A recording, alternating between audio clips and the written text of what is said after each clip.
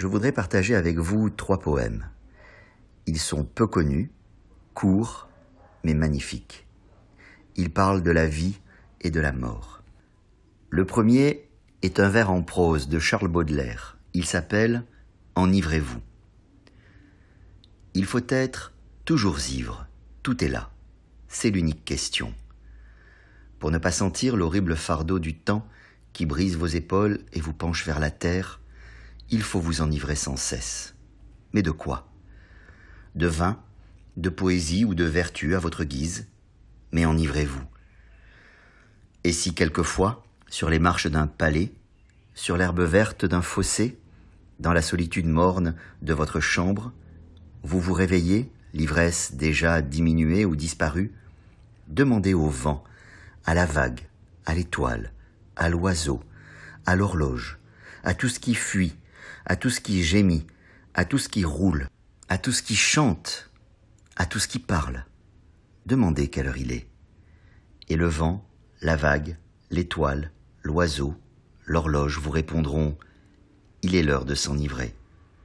Pour n'être pas les esclaves martyrisés du temps, enivrez-vous sans cesse, de vin, de poésie ou de vertu, à votre guise.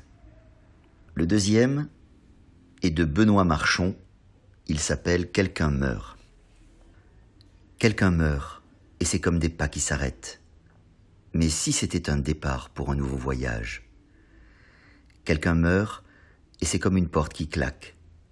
Mais si c'était un passage s'ouvrant sur d'autres paysages? Quelqu'un meurt, et c'est comme un arbre qui tombe. Mais si c'était une graine, germant dans une terre nouvelle? Quelqu'un meurt, et c'est comme un silence qui hurle. Mais s'il nous aidait à entendre la fragile musique de la vie? Le troisième, c'est un poème d'Aragon.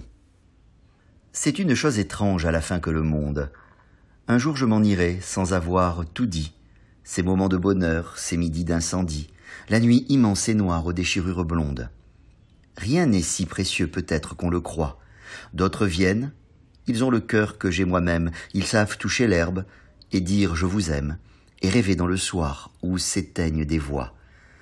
D'autres qui referont comme moi le voyage, d'autres qui souriront d'un enfant rencontré, qui se retourneront pour leur nom murmuré, d'autres qui lèveront les yeux vers les nuages.